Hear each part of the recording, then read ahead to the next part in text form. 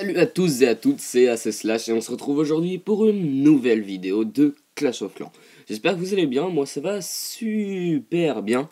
Et juste avant de commencer la vidéo, je voulais clarifier quelque chose.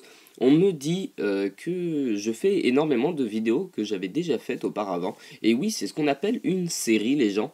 Euh, Puisque j'ai commencé beaucoup de séries et dont je n'avais fait qu'un épisode ou deux. Alors je me suis dit, pendant ces vacances, je vais en faire plusieurs. Voilà, donc maintenant que ce point est clarifié, on va commencer directement dans le gameplay. Donc ici, nous sommes pour les Black Are Back. Donc une vidéo où j'attaque exclusivement avec des cochons et une technique que j'ai confectionne moi-même euh, dans ma marmite pour bien attaquer avec les cochons. Alors mes cochons ne sont qu'au niveau 2, mais j'ai vraiment décidé cette fois de les augmenter jusqu'au niveau 4. Là ils passent au niveau 3, dans 10 jours je les passe directement au niveau 4. Vous pouvez voir, avant j'étais à 30 000 ou 40 000 d'élixir noir, et maintenant j'en ai plus que 13 000. Sniff sniff. Mais bon, c'est pas grave, maintenant je vais plus augmenter mes cochons, et ensuite je me remettrai aux héros, parce que les héros à 50 000 élixirs noirs, qui prennent quasiment une semaine, on le sent passer. Voilà, alors là j'ai pas choisi un village très compliqué parce que je voulais je voulais faire un 100% et puis il y avait 160 000 élixirs, c'est honorable on va dire, ça va rembourser largement une armée, mes prochaines armées de géants et de casse-briques qui sont très coûteuses. Et oui, mon armée me coûte environ 100 000 élixirs. Donc pour me faire du bénéfice, c'est assez compliqué. Même si l'élixir, je ne sais pas pourquoi, c'est toujours ce que j'ai en plus. Mais bon, c'est très utile. Maintenant que j'ai fini d'augmenter mes camps de concentration, enfin, alléluia, je peux augmenter mes foreuses d'élixir.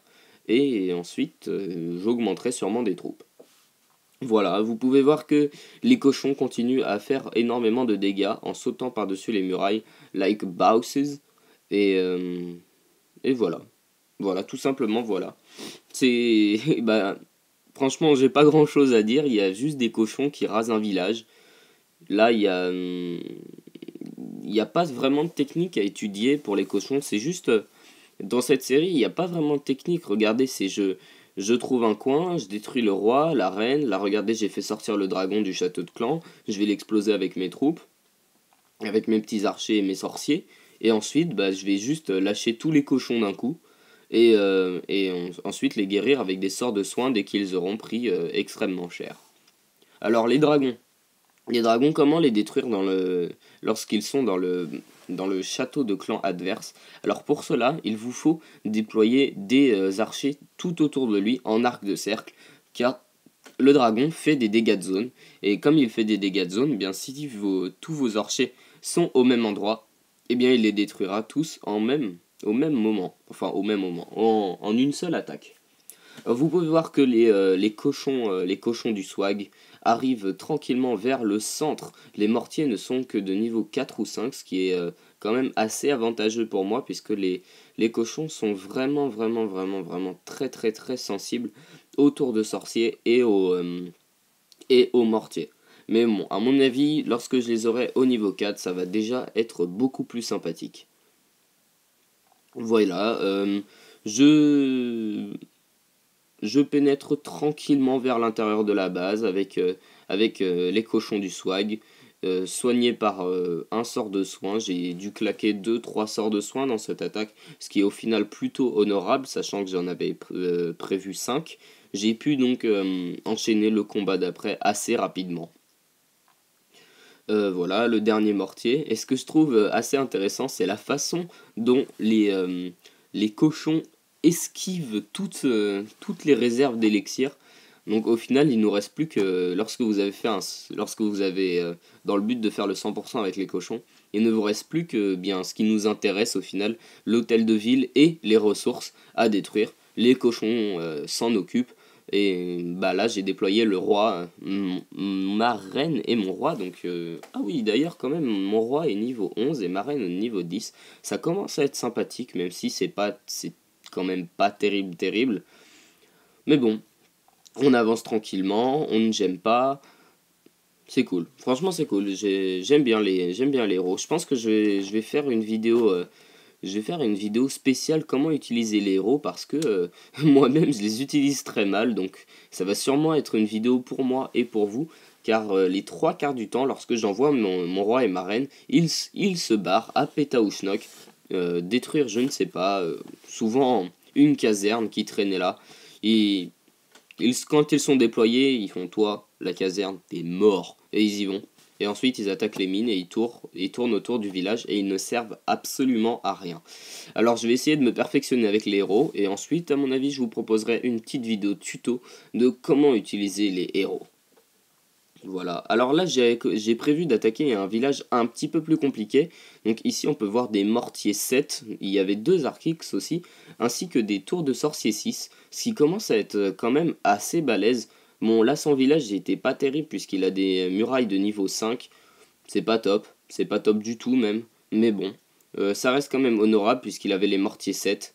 Et surtout, j'ai oublié de détruire le roi avant d'attaquer. Une erreur de ma part. Mais bon, c'est pas ce qui va me causer le plus préjudice, ce seront les spring traps, donc les pièges à ressort. Les pièges à ressort qui sont vraiment super effective sur les cochons. Vous pouvez voir qu'ils font vers l'infini et l'au-delà.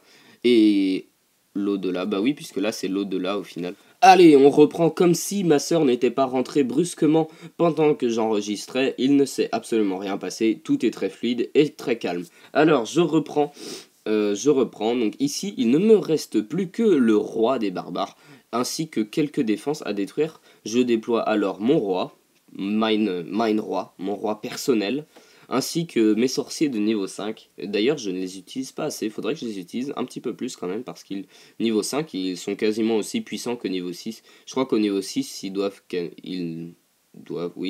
gagnent peut-être 10 dégâts, 10 dégâts et peut-être 30 points de vie pour 7 millions d'élixir. C'est pas terrible. Franchement, bah c'est comme les archers 6, on se fout un peu de notre gueule. Mais bon. Ça reste quand même sympathique, surtout au niveau du skin, ils sont au niveau 6. Oui, au niveau 6, ils sont vraiment très stylés ces sorciers. Et surtout, ils font ton of damage. Déjà que les niveaux 5 sont assez balèzes, même si c'est 10 dégâts de plus, même si ce n'est que 10 dégâts de plus, c'est quand même 10 dégâts de plus, ce qui reste relativement honorable. Alors, vous pouvez voir que le roi tankait au passé, puisque maintenant il est mort, il est déchu. Et les 3 derniers sorciers, bon, plus que 2 à cause du piège à ressort, s'occupent du camp de concentration et de la muraille. Donc je fais, hop, on stoppe le carnage, 278 000 élixirs, bon que 4 000 d'or, mais ça reste quand même sympathique. Voilà, j'espère que vous avez bien aimé cet épisode de Black Arbac. Il me semble que c'est l'épisode 3 ou 4, je ne sais pas, vous l'avez sûrement vu dans le titre. Et je vais vous laisser, j'espère que vous avez apprécié la vidéo, n'hésitez pas à mettre un j'aime, de la commenter et de la partager à vos amis, votre famille, tous ceux que vous connaissez qui jouent à Clash of Clans, et de vous abonner, ça serait vraiment très cool de votre part. On a atteint les 1400. Allez, salut à tous, c'était ASaSlash, banane.